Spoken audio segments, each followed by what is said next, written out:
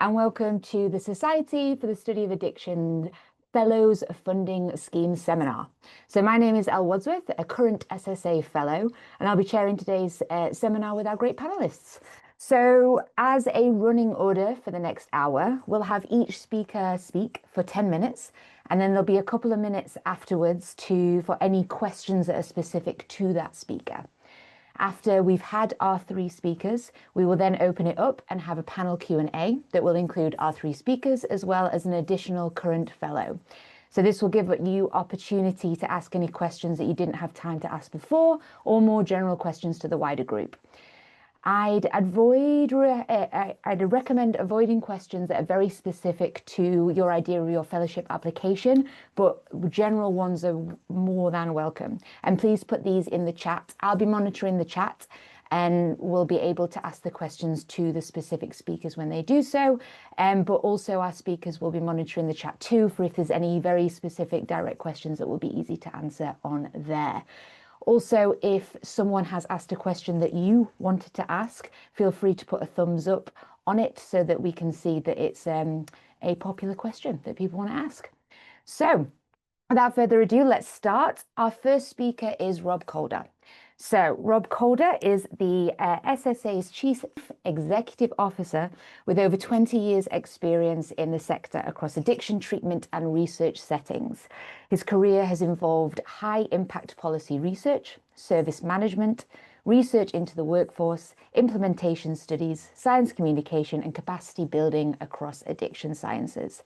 Rob's going to speak to us today about the new fellowship funding. I am controlling the slides, so please, Rob, let me know when you want me to change. Thank you, Al. That's very kind.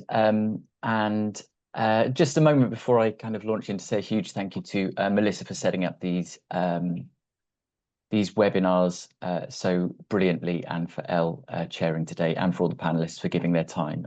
Really grateful to you all for that. So my name's Rob. I'm the CEO for the Society for the Study of Addiction, and I'm going to talk specifically a little bit about the Addiction Healthcare Goals flagship research leadership program, but also a bit more broadly about the kind of thing that you should consider when putting in an application to any funder. It's important to get an idea of who your funder is, their particularities, what they're trying to do, and help that frame your application. In line with all academic funders, the main thing is that your application is good and high quality and excellent. And so really you should pay a lot more attention to Paul and Caroline later in today's webinar. So the Addiction Healthcare Goals Flagship Research Leadership Program. With any funding scheme, you should kind of have a look at a bit about the aims and the goals, and these are all on the website. There's a clip of the Addiction Healthcare Goals website there, but take a little bit of a step back and look at the history. What are they trying to do? What are they all about? So with the Addiction Healthcare Goals, this came out of the addiction missions, which were set up by the previous government, and they came out of, or were inspired by, the success of what happened during COVID. And so that was all about combining research excellence, collaborations between tech, pharmaceutical, and researchers and policymakers, and investing in people, in the right people, the excellent people who are going to take this thing forward. And what also came out of that was a research ecosystem that was good beyond the initial target. And so the Addiction Healthcare Goals it's about building that research ecosystem. It's about finding experts in the field. It's about generating a new generation of research leaders. And that's particularly where the fellowship scheme comes in. But as you'll see from the image on the right of the screen here, we're also investing in master's bursaries, pre-doctoral support, PhD studentships, post-doctoral support fellowships, as well as leadership training bursaries and a few other pots of money. And as you'll be able to see from that, there's this kind of pipeline approach. We want to support people at all stages to build leadership, so that what we don't have is a kind of a lot of investment that doesn't last. And what we do have is a real boost to a growing sector that really lasts and starts to address the key challenges around addiction and addiction science in the future. Next slide, please, Elle. So broadening out slightly, these are the 4 things that I would advise you to consider with any funder. And I'll go through some of the specifics for the SSA and addiction healthcare goals, but also more broadly what questions to ask. And on one, please. So first is your funder identity. Now, I've talked a bit about that with the addiction healthcare goals. The SSA is a historic, academic, scholarly society. We're interested in everything to do with addiction and have been for 140 years. And that frames some of our aims and goals. We've got a new strategy that's on the website. Have a look at it. But if you're applying to different funders, look at who they are. Look at what they're trying to achieve. A fellowship is a substantial investment in anyone's books. And you want your funder to look at your application and say, yeah, this helps us get where we want to get. And it's important that you do that and persuade the funder that you're going to be part of what they're trying to do. So yeah, important to ask those questions, and I've covered that for addiction healthcare goals and SSA. The next one is their preferences, and you can sometimes pick out funders' preferences. Sometimes funders are really obvious about what they like and what they don't like. They say, look, we're really interested in this area, we're interested in this. But you can also look at the kind of people and research they funded in the past, but take that kind of with a pinch of salt. So they may have funded a particular type of research in the past. And if your research fits into that, that's a really good selling point. You can say, look, this seems very SSA, addiction healthcare goals, MRC, NIHR, whatever. This seems to align with the kind of thing that you really like. We're part of this, the stuff, we fit. And that's a great selling point. If your research doesn't fit into that, that's also a good selling point, because many organizations have become used to funding particular things. But actually, that means there's a gap in their organization, somewhere they're not as experienced. And actually someone coming in and saying, look, you haven't done this before, but this is exciting. And I think this partnership could really help grow you as an organization and my research.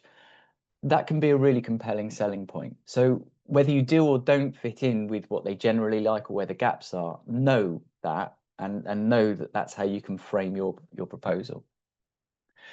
It seems obvious, but it's so important to look at what you'll get out of the partnership, out of the funding. And obviously, the actual funding is so important. What do people pay? What are the limits on that pay? How long for? How long? In this example, there's salary costs, there's research costs, there's the length of time. So get those details. But on top of the finance, look at what other support you get from the organisation. Many places have mentoring schemes, alumni networks, training that's involved, conference support, communications. Larger organisations have a bigger machinery that you can buy into. Smaller organisations, such as the SSA, have a more personal approach. We know our fellows, we know our PhD students, we speak to them. Many of them are helping out at our conference next week. We know who's had a delay in ethics and what that delay was about, and we've chatted about it and we've supported them. The SSA is an addiction-specific funder, is able to support people with addiction-specific things in the way that broader funders aren't. So if we're looking for an expert in addiction to talk about, and it's in the UK, we probably know them. And that's what you get from an addiction-specific funder, and that would be the same with other areas of specificity. And if you're in a broader funder, there are different options for collaboration with, say, mental health, learning disabilities, other areas, and that can be a benefit too. But just know what support it is that you need for your fellowship and what you're likely to get from the different organisation. And then finally are the details. Your researchers, so you're all about the details, and I don't need to tell you this, but every year for every scheme, we get someone contact us on deadline day asking if it's BST or GMT or CET, or whether it's 5 o'clock in the afternoon or midnight. Check those details. They are on the website, and don't get them wrong. You don't want your first interaction with a funder for the next 3 years to be asking to be considered because the deadline's gone because you set your clock an hour forward or back or something like that. So get an idea of the timelines, know when the interviews are going to be, know what those processes are, know what the eligibility criteria. It's so important. I think on the next slide, I look at some of the eligibility. So there we've got the timeline for this launch. 3rd of November deadline, 15th of January interviews late March. So they're opening on Monday, and there'll be more details available then. It's important just to say the eligibility for addiction healthcare goals funding, which this next round is slightly different to the regular eligibility for SSA funding. So in this round, with addiction healthcare goals, we're looking at alcohol and drugs only. So there's no nicotine, behavioral addictions, or primary prevention included within there. And there needs to be a line from your research into treatment. You need to justify that. It doesn't need to be solely focused on treatment, but we want to see the impact that your research will have on treating and helping people who are experiencing addiction. But that's for this round. Later in spring 2026, we'll likely be launching another round of fellowship and PhD applications, and that will be scheduled to be SSA and addiction healthcare goals funding. So in that round, we'll be accepting applications related to tobacco research, behavioural addictions, as we normally would at that time of year within the SSA anyway. It's slightly confusing, so get in touch with us using the contact form if you've got any questions about eligibility. I appreciate that that can be a bit of a map to navigate or something to navigate. So they're the details. Overall, I think it's really important to know your funder. I think the Addiction Healthcare Goals and SSA partnership is a very exciting thing to be a part of. It's a generational boost in addiction science, and I'm incredibly excited to be a part of it. But the main thing is we want your fellowship to be in the right place. And if that right place is NIHR or MRC or somewhere else, we want to be able to support you to get there too. That's the most important thing, is that addiction science overall sees the benefit from this. So I've spoken far too much already. I think I've probably ruined the opportunity for any questions, but if there are any, I hope I've still got a minute or so. Thank you, Rob. I am looking at the chat and I do not see any questions unless I'm blind and someone else can tell me that I'm missing them. But if you do have any questions for Rob, please do put them in the chat as others are speaking, because we can then bring them out in the Q&A later, in the panel Q&A, or like Rob said, you can just get in touch. So any specifics, please feel free to put them in the chat. So now we're on to Melissa. Dr. Melissa Oldham is a current SSA fellow. Her research is focused on exploring how a person's environment influences their perceptions of their own drinking and attempts to cut down on alcohol. Melissa will share her experience of successfully developing her application and interviewing. She will provide tips for applicants based on her own experiences. Melissa, as before, let me know when you want me to move. Thank you, Elle. Can you go on to the next slide, please? Yeah. So hi everyone, I won't introduce myself because Elle's already done it so wonderfully, but I'm a current SSA fellow and I'm going to speak to you broadly in 3 areas. So the first one is around the application, the second is the interview, and then finally, if I have time, I'll mention some general tips as well. Next slide, please, Elle. So we'll start with the application, and when you're developing your application, it's important to think about 3 key areas which need to kind of have equal amounts of thought given to them. So when funders are assessing fellowship applications generally, and also with the SSA, they want to know, are you the right person in the right place doing the right project? So the project should stretch your current skill set in some way, and your institution or your mentorship team should give you the skills and the infrastructure to help you kind of develop and get to that point. Next slide, please, Elle. The other really critical thing to weave through your fellowship application is this notion of a step change. So you don't want to just continue working on the kind of same projects that you've been doing in exactly the same area with exactly the same team. You want to demonstrate that the fellowship is going to represent a step change in your skill set and in your kind of career development overall. And there's lots of different ways to do that. So it's not just about moving to a different institution, because not everybody has that opportunity to just kind of uproot their lives and move. But yeah, it can be, you can move geographically, you can move to a different institution if you want to, but you could also think about subject. Is there a different subject that you could work on? Is there a new area? Is there new methods and new skills that you haven't used before that you could learn and you could develop and you could apply to your current subject? Can you expand your mentorship team? So again, it's not necessarily about moving, but it's about saying, okay, are there other people who work in this area that I would like to work with, and get in touch with those, build new networks. And it's particularly helpful if that goes beyond academic networks as well. So thinking about what are the charities, what are the advocates, what are the policy people who I need to kind of be getting to know and to develop, because that's how you're going to continue to have impact after your fellowship. And the other thing that's really important to consider is a training plan. So because the idea is that you should be stretching your skill set, identifying the need for training and costing for training courses won't be seen as a weakness that you don't already have that skill set. It's a strength that you recognize that you need to grow and you need to develop and you need support to do that. So the things that you kind of want to be weaving through your whole application are this step change. So how is the fellowship going to get you to where you want to be in 3 years' time? And I think that's particularly relevant for this call because, as Rob says, the SSA is really looking to fund that next kind of generation of future research leaders in addiction science. Next slide, please, Elle. So in terms of more practical tips for writing your application, so I would suggest if you are able to and if you can to read successful applications, particularly specific to the scheme that you're going for. So in this case, the SSA. So ask around your department, ask around your collaborators, ask around your mentors. You can also reach out to current or former fellows who you might have a connection with or you might not have a connection with, and you could ask them to share their application. That's kind of up to the person. So they might not, but nobody's going to be cross that you ask. You can start with a rough structure. So I think sometimes it can be really intimidating if you've just got a blank page, but just start filling it in, add bullet points, make it messy at first, but writing things down is going to kind of trigger other ideas in your head. And before you know it, you'll kind of have a block of text there that you can reshape into something more beautiful. Next, please, Elle. And then get feedback from as many people as you can. So send it to your research group, send it to your mentors. If you can consult PPI groups, so PPI in projects is increasingly becoming valued in addiction science in a way that perhaps we've overlooked before in general, but also specifically the SSA are championing this. So if you can include that, that's fantastic at the application stage. Also, bear in mind the people who are shortlisting and reading your applications might not be an expert in your area, so you should be explaining things and describing things in a way that anybody can understand.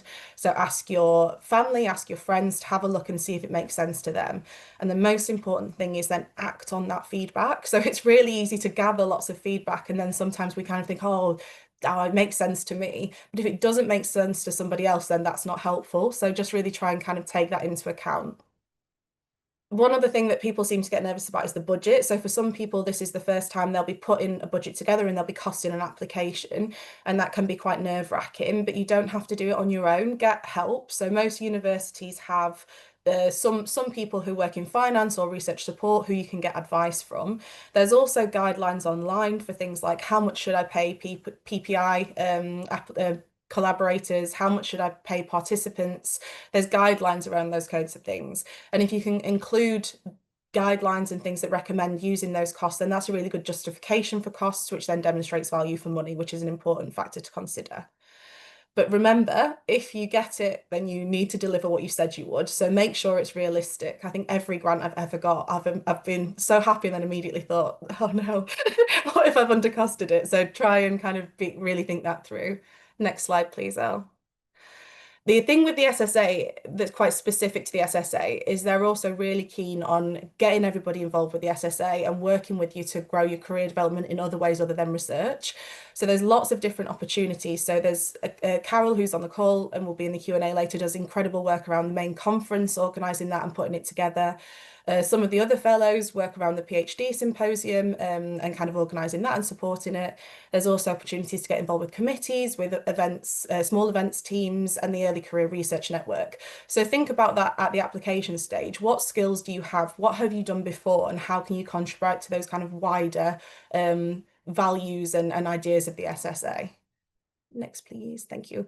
And then in terms of the interview, so the interview is usually with 3 addiction academics or clinicians and an officer of the SSA. The general format is around a 10-minute presentation and then a 20 to 30-minute interview. There's usually a little break at the end where the interviewers go away and they just clarify if there's anything else they want to know or they want to ask you, and then they'll come back and you'll have an opportunity to kind of ask questions as well. Next, please, Elle. In terms of the presentation, so it's generally focused on the project. So what are you going to do? But remember, within that, you're also selling yourself, the project, the institution, and you're demonstrating this step change. So you want to, as much as you can, kind of weave that through. And to give you a practical example, I've included a couple of the slides from my presentation, which I'm not saying was perfect or the best way of doing it, but it's just how I tried to do it.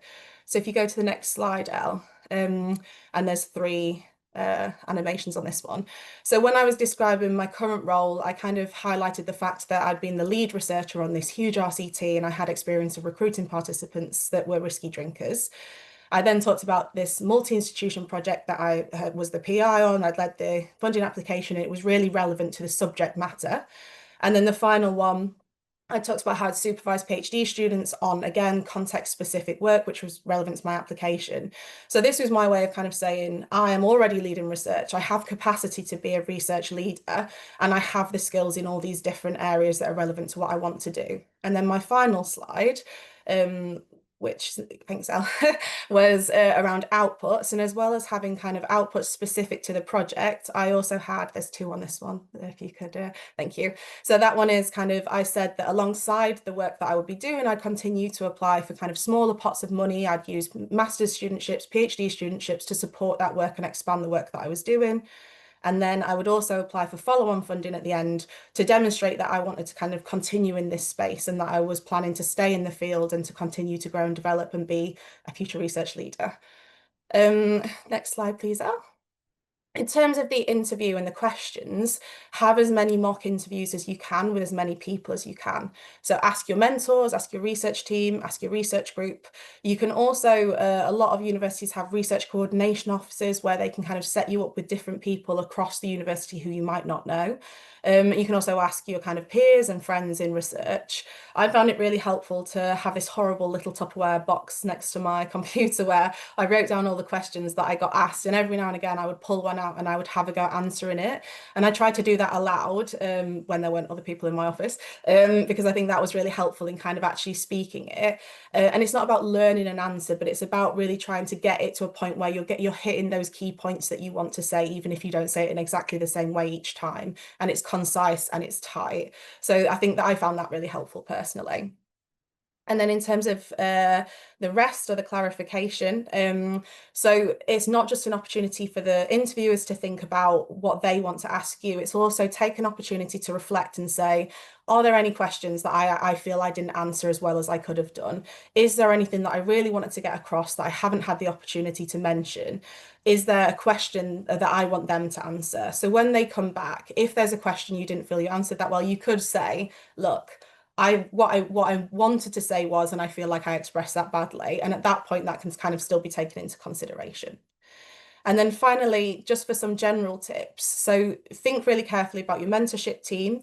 If you're planning something that you haven't done before, that you don't have skill sets in, find somebody who does or who knows somebody who does so they can kind of help you with those connections and help you with those skills. Really look to expand your network beyond the people you're working with at the moment. Make new friends in research, work with people beyond your institution, work with people beyond academia.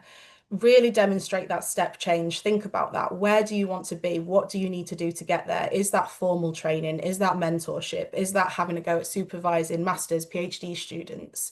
And finally, think about leadership skills and take every opportunity you can. So cost a leadership course, for example, if you want to, and again, use those mentoring relationships. But I just wanted to finish on a slide that said, that it's so easy to kind of judge yourself by the outcome, but that's just not something you have any control over. Like, it's really likely that there are going to be so many incredible applicants with so many incredible projects beyond what the SSA can fund, and that is not in your control. So all you can do is do the best that you can on the application and celebrate when you submit it, because it's an incredible achievement to pull it together, and then reflect on the process. What did you learn from doing it? What would you do even better next time? And try and kind of focus on that, because that's the part that you have control over. But that's everything I said. I'm not sure if I've gone over, so maybe there's no time for questions, but hopefully there is. No, that's great. Thank you very much. I'm looking at the chat. We don't have a question, but I do. So opens on Monday. It's November. We've got a couple months and then it's January. So relatively 2 months, short time potentially. When you were preparing for your fellowship, what part of the process took the most time or the most effort, just to gauge, I guess, yeah, focus on speed? Yeah. So I would say that my round opened in March and I started in January. So I started basically at this exact point.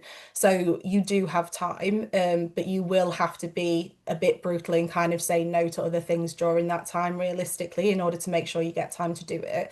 I think the thing that takes the longest or is the most difficult is having an idea of what the project's going to be, because you can't just kind of be like, and now I'll have an idea like that. And one of the things that helps me is speak to other people, go to conferences, see what other people are doing, read more widely than what's kind of directly relevant to you, chat to other people, because that's where you get those ideas. And sometimes just sitting at your computer on your own isn't where that comes in more naturally. So yeah, I think that would be my advice really. Brilliant. Thank you so much. I'll move us on now to Paul, but I do again encourage anyone to put any questions in the chat or for potentially later for Q&A. Okay, so move over to there. Great. So now I'll welcome Dr. Paul Toner. So Paul leads the Substance Use Research Group at the University of Dundee and conducts research which aims to prevent and alleviate the suffering and economic burden caused by addictive behaviours and common mental health difficulties. Paul is a former SSA fellow and has shortlisted fellowship applications and interviewed shortlisted candidates for many years. He'll present on what the shortlisters and interviewers are looking for and provide tips for applicants. Welcome, Paul. Thank you so much, Elle. I don't know how to follow that. Thank you. That was very kind of you to introduce me like that. I guess I'm just building on what Rob and Melissa has been saying, and to kind of just get a sense to demystify the process, because I think, there's lots of guidance on the application itself, but the shortlisting and the panel are kind of a black box, aren't they? So today's session is really about trying to demystify and to really be transparent about what we're looking for. Maybe next slide, if that's okay, Hal. I went for a diagram, so I didn't want to have lots of slides, so I'm going to talk through this in detail, if that's okay. Just to mention, Rob as the CEO, and then also Graham as the operations manager, oversee the process in terms of when they receive the applications and so on, and also Rob sits in on the panel in case there's any queries.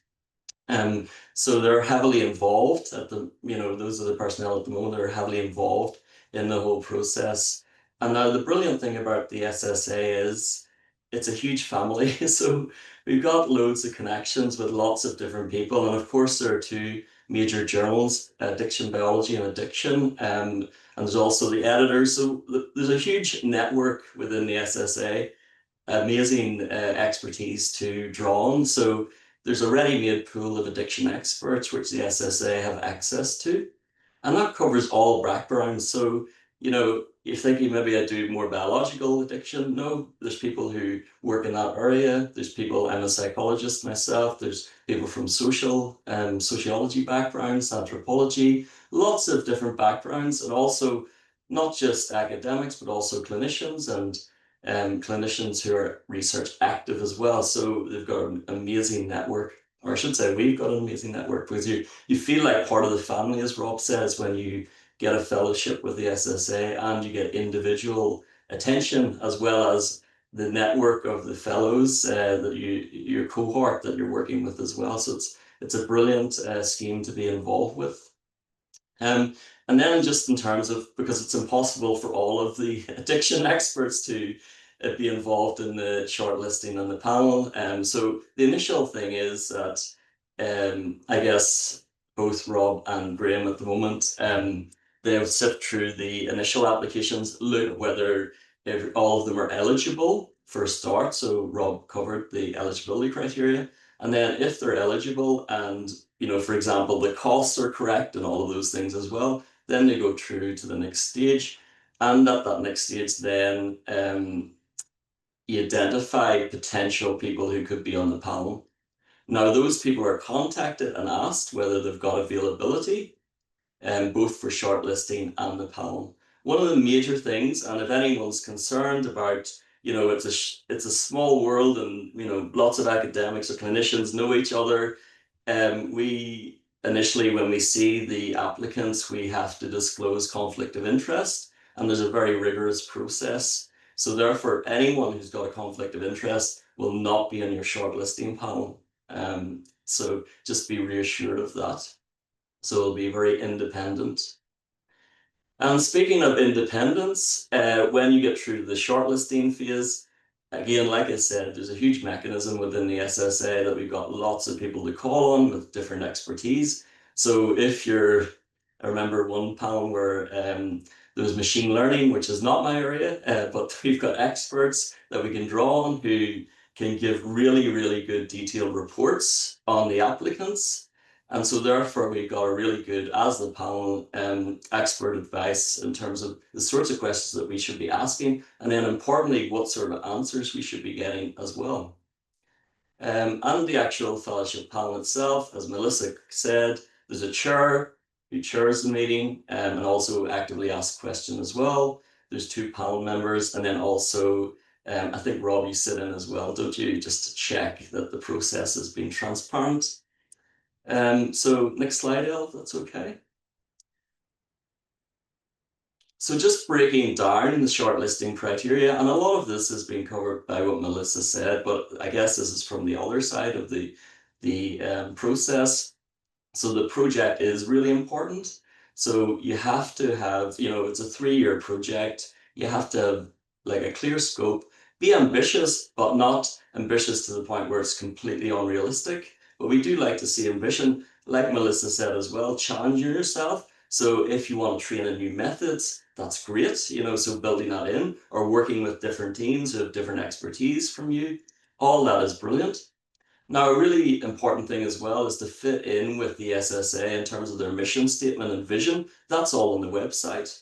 Also, the fellowship scheme, as Rob said, there's slightly different criteria for this round than the next, but make sure that your project is eligible. Then also, it relates to the scope of the project, making sure it's feasible and you will achieve the aims. Like Melissa said, it's always great when you get a fellowship or funding, but then you have to actually deliver on it, which can be difficult when you promise the earth. So making sure that it's actually feasible what you're proposing, and as well, it's actually quite a good thing, exactly what Melissa said, to also see it as a staged approach where you might be applying for a larger funding pot as part of the output from your fellowship. So that's an important thing to consider as well, because there's only so much you can do in 3 years. Of course, we'll be looking at the evidence base like any proposal in terms of is there evidence to support the proposal, and then also, and importantly, applicability to the addiction field. Now, we do welcome people from all different areas, so if you're coming from computer science and you want to change in terms of a focus on addiction, for example, and that's the first thing that came to mind. It could be physics, it could be maths, it could be, I'm trying to think, all different types of kind of backgrounds. You might want to change your focus to the addiction field, and that is really welcome. So we love to encourage people who have other expertise to come into the addiction field. But one of the important things as well is to show that you've got a commitment to the addiction field. So it's not just about your fellowship, but it's also building on that and becoming a future leader in the field. So that is the expectation. So therefore, you can imagine the caliber of candidates that apply are people who are really thinking in those terms. So if you're thinking in those terms, great. If you're thinking about, oh, I just need a pot of funding to tide me over for a number of years, because I know what it's like as a postdoc. It is not easy. You're in contracts a lot of the time, but those aren't really the candidates that will get shortlisted, unfortunately, because we are really looking to develop future leaders. Also, we'll be looking at areas of concern, as you would in any application, then looking at the quality and the value of the plans and also the outputs. And so those aren't just academic outputs, they're also knowledge exchange, lots of different outputs that you can have. Melissa mentioned before about PPI work. All of those things are really important in terms of your dissemination strategy. But of course, we'd be looking at your interim and your your final outputs as well, in terms of what those are proposed to be. Next slide, Elle. Okay, so in terms of the person, and I'm glad this completely mirrors what Melissa was saying, what we're looking for is in the person that they can be a role model. And so in terms of evidencing that you're a role model, it's things like mentorship, supervision, then also showing leadership qualities. Again, it's not just evidence just to say I was on a project and I was a middle author and attended the meetings. No, it's about, did you lead as a first author, or did you oversee the process? So things like that in terms of your academic output, looking at potential leadership qualities. And Melissa really highlighted it really well. So things like achieving even small pots of money, it's great, because of course you're at that stage where that's probably more realistic, but showing that potential to lead in the future is great. And then really importantly, as I mentioned before, and Rob mentioned too, the SSA are pretty much a family. So we want to look at, well, have you contributed to the SSA? So have you been an associate or student member in the past? Are you a current member if you're now graduated? So we'd be looking at that as a minimum. But then also, have you contributed to the annual conference? Have you presented a poster, for example, or an oral presentation? And I guess even more importantly for fellows is to look at, did you contribute in terms of the PhD symposium? Again, did you do a presentation? Did you attend it multiple years? So we'll be looking at all that. And then, of course, there's things like, have you written a blog for the SSA, for their website? Have you been involved in the podcast? So all of those things are really, really important. So please, again, think about, have you contributed to the SSA? Or if you haven't, again, because maybe you're moving from a different area, thinking about, well, what can I do and how can I contribute, and building that into your application as well, so it's clear. And then, of course, and this goes without saying for lots of different funding applications, we look at the quality of the supervision and the institution as well. And so obviously, when you're doing a fellowship, it's also about mentorship as well. So the supervisor isn't really there to hold your hand. They're there just to ensure that they're a safe pair of hands to make sure that everything's going well. So again, using that mentorship in terms of having an academic mentor who can direct you to other expertise and broaden your horizons as well. So it's really important to identify people. It would be really key to build on the work that you're doing to support you in achieving both the aims of the fellowship, but then also becoming a future leader as well. Okay, next slide, Elle. Okay, so again, I have been a reviewer as well, and forgive me if this is not up-to-date information, but the last time I was a reviewer, these are the sorts of questions that we looked for. So that we give a score, an overall score, and several things that we broke down. So we looked at the person's academic potential, their academic citizenship, the actual research proposal itself, and then the institution and the supervisor, so the research environment. And then we give an overall rating. I think there's an overall there's a rating for each of those sections, and then an overall rating.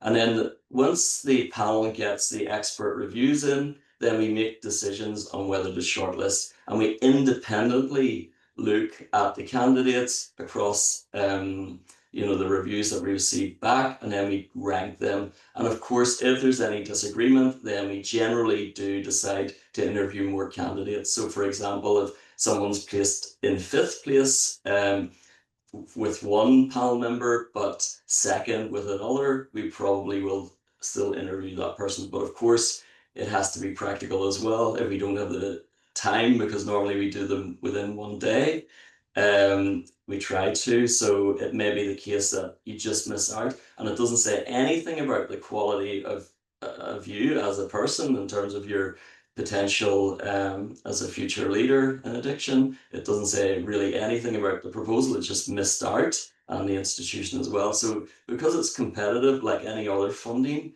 it's really disappointing that that happens, but it's just unfortunately sometimes the cohort that you apply with, they're just really, really excellent. and it's really, really difficult to separate. And there have been times when we've appointed 2 fellows, and there may be more potential to do this, and that's great because we want people to continue to be involved in addiction science and be the future leaders. Thank you.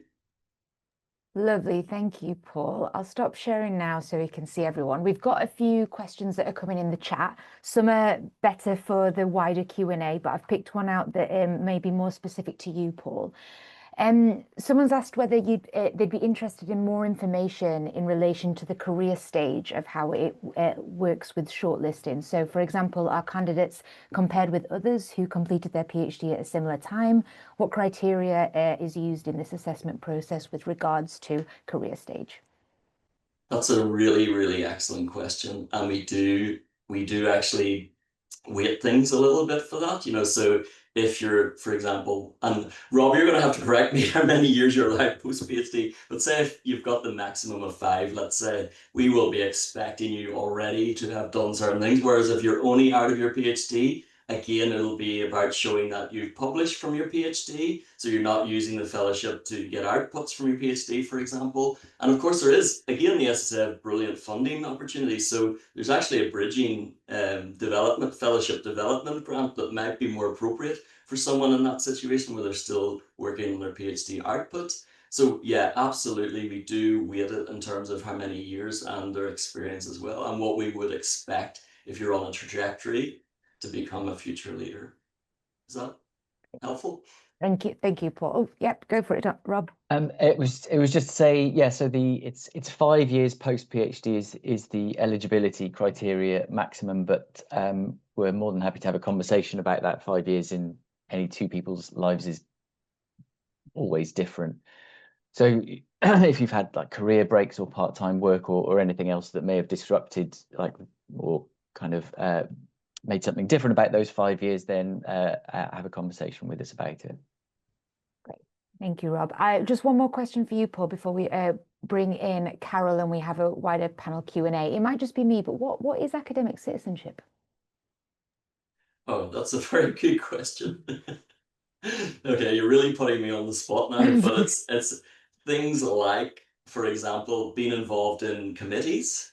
Okay, yeah. So membership of committees, for example, so service basically, so even the SSA, if you're, some people have become trustees of the SSA, a lot of the previous fellows, for example, so that would be a good example of academic citizenship, an external academic citizenship, but even within the department. So, for example, if you're in my previous institution, I was for the postdocs, I was their mentor, so things like that show that, again, that you're not just totally focused on your own career, but you're actually providing mentorship and service to both the institution and externally as well. Hopefully that's okay. Yes, no, brilliant. That's great. Thank you. Rob? I can add to that again. I think in the application form that's coming out on Monday, we're asking for a narrative CV format, and there's information on that covers academic citizenship and those kinds of questions. There's guidance on those questions and how best to answer them on the UKRI website. Worth having a look at that. Wonderful, thank you. So now we've naturally gone into a panel Q&A anyway, but I just want to take a second to introduce our 4th panel member, which is Carol Angetti. Is an SSA-supported research fellow at the National Addiction Centre, King's College London. Her research focuses on developing and evaluating digital contingency management interventions to improve treatment outcomes in individuals with substance use disorder.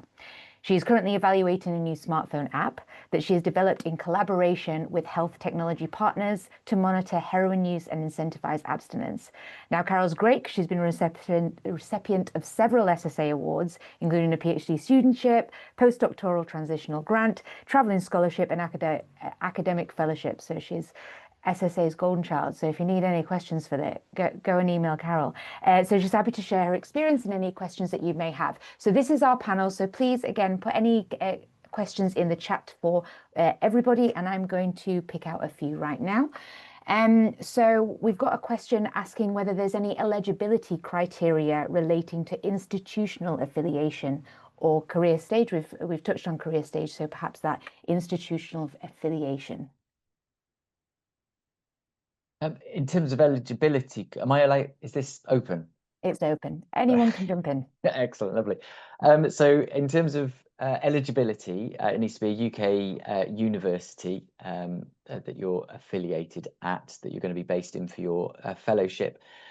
I think in terms of having a strong application, you're asked in the application form to justify why you've chosen this institution. Do their strengths, do their expertise, does their supervision or equipment, does that match what you need for your project and for you as an individual researcher to develop? So it's not just it's the place where you did your PhD or where your job is or whatever. There needs to be a bit of a rationale as to why this is the best place for you to be set for your fellowship. Thank you. And now bringing you in, Carol, is there any tips, hints, anything about your experience of writing your proposal for your fellowship that you'd like to share? Thanks, Elle. I do have, so I jotted down some tips I thought might be useful to share, and I think Melissa and Paul has done such a great job at covering many of them that my list is becoming shorter and shorter. One thing I did want to mention is, so I applied for the SSA fellowship twice. I wasn't successful the first year round. And the time in between applying for in the first year to the second year, I did some of that preliminary work that really strengthened the application and made it more competitive. So for me, as you mentioned, I was developing a smartphone app, but I really needed to understand a clinician's perspective around clinical priorities and what the app should look like and what behaviours we should be targeting. So in that year, I spent some time speaking with clinicians, interviewing clinicians, doing some work around what they think is important. Through that, I was able to not only provide a much more focused project and target for the app and the intervention, but also get letters of support from the clinicians. And I know what's important for this round of SSA fellowships is having that treatment related perspective. So for me, I would say speak to clinicians, speak to treatment providers, people on the ground who will hopefully also agree that this work is important, who can provide you with a letter of support that would say, yes, we agree this is terribly important, we think this should be investigated further. So I think that's important. Another thing I wanted to mention was as well, think really carefully about your mentors and who you want to have on board with you. I know sometimes it feels more comfortable to include people who are perhaps your PhD supervisors, but really think carefully about, this is not about seeking their guidance and them holding your baby finger. This is very much about you growing as a person. So get people on board who can support you as best and provide that kind of additional mentorship that goes above and beyond that management kind of style. And the last thing just I wanted to mention as well was, don't be afraid to reach out to people who you think could be useful collaborators and networks within your project as well. For instance, for me, I'm collaborating with a digital health company in the States. They have a very hefty price tag for their development work, which all app providers do have. But thankfully, I was able to sell it to them that this would be the first step in an exciting future and collaboration between me, my group, and them, and they were involved in other work within the department as well, and they were happy to collaborate with me on this. So I'm using their technology with the idea that in the future, when I get a larger grant to evaluate this in a larger scale, they would financially benefit, I guess. So don't be afraid to make those, to send out those emails and ask people if they're willing to get on board, even if the research budget doesn't quite cover their hefty price tag. They might be willing to support and help anyway, because it might be beneficial to them. So I hope that's useful additional tips. Brilliant. Thank you, Carol. And there's another question in the chat that has been answered, but might be helpful for the wider audience to hear about, because you touched on mentorship. And there was a question on whether looking for mentors, how do these differ from supervisors and how many are expected? Whether you, Carol, or the wider panel can basically elaborate on what's been spoken about in the chat.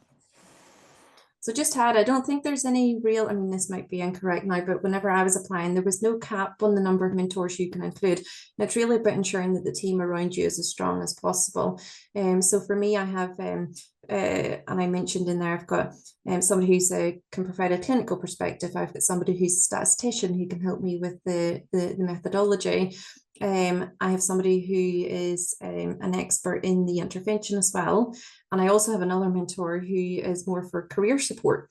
So I think you can really include anyone who you think can be beneficial to the project. It's not that you would have an intensive relationship with them as you would do with your PhD supervisors. This is very unique. This is different.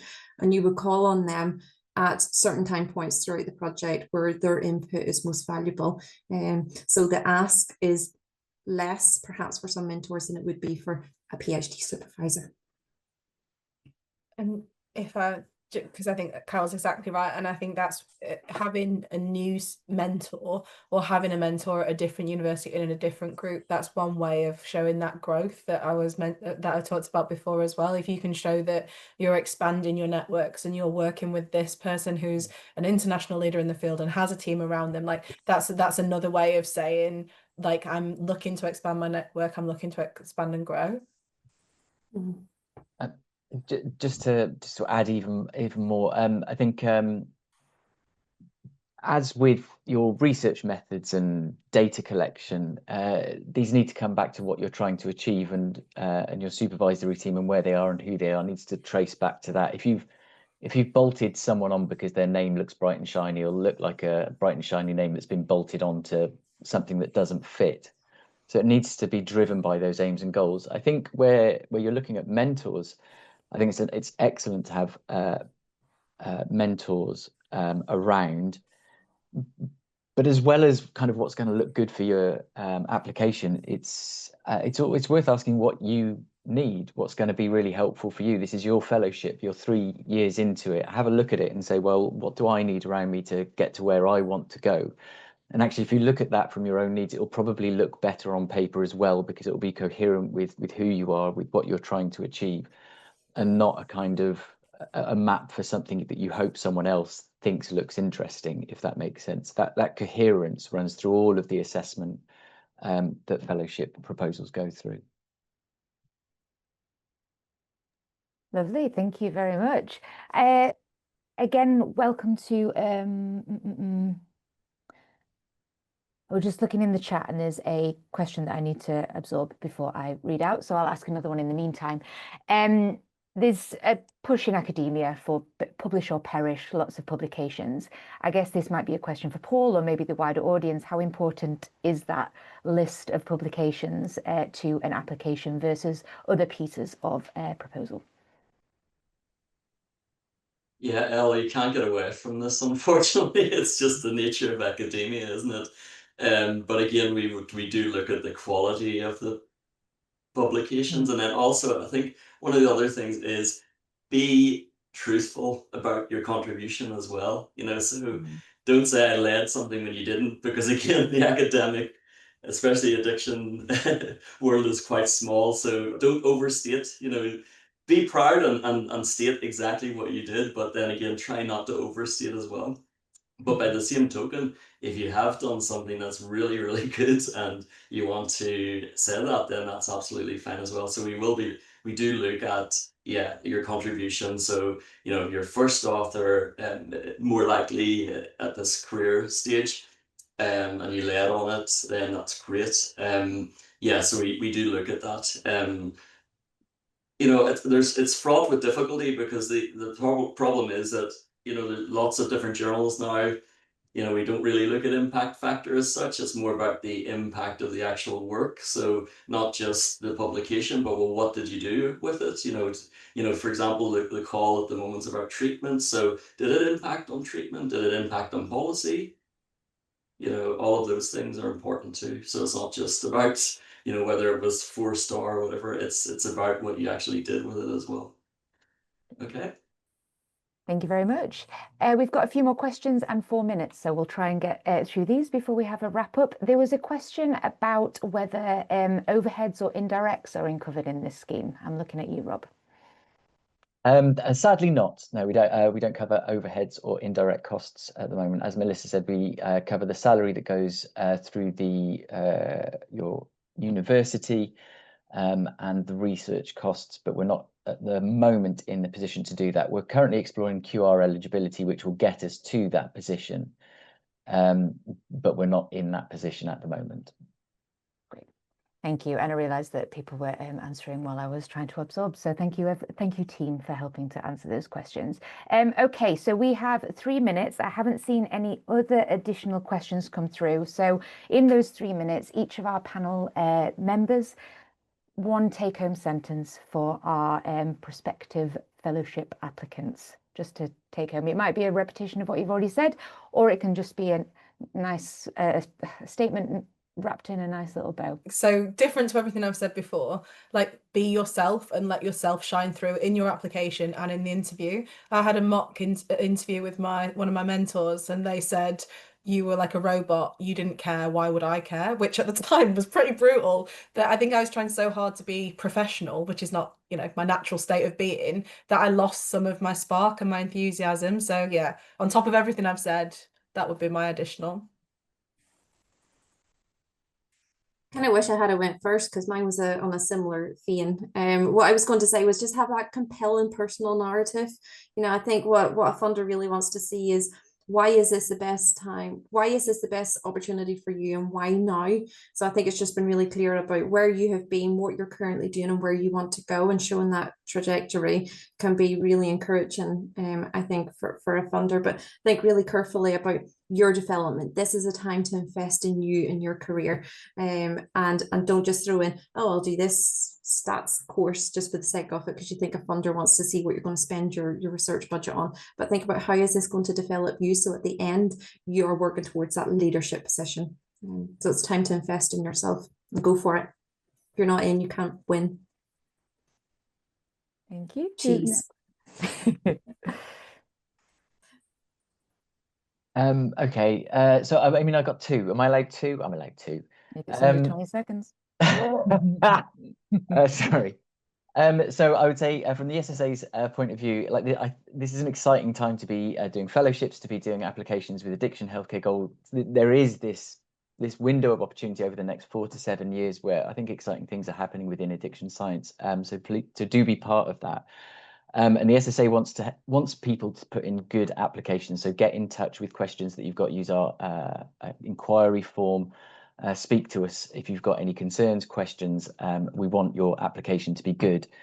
The best applications, or the best comments that I hear on applications, are when it all fits together. You just get a project planner, person, an institution, and they go, this all just fits. So really focus on making sure that it all works, that it's all necessary, and it all hangs together really, really well.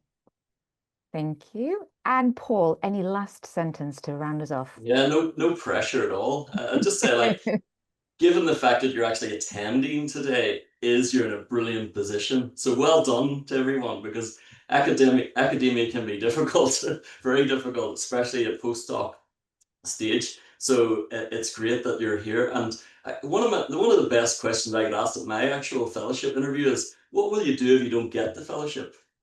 And again, there can be the temptation of putting all your eggs into one basket, but that's not the reality. And it's the same with the fellowship as well. Even if you are successful, halfway through, you're thinking, well, what's next? Especially if you're on a research contract. So you often have to be agile and flexible as well, in terms of not just putting your proposal together, but then also thinking about your career and thinking what's right for you.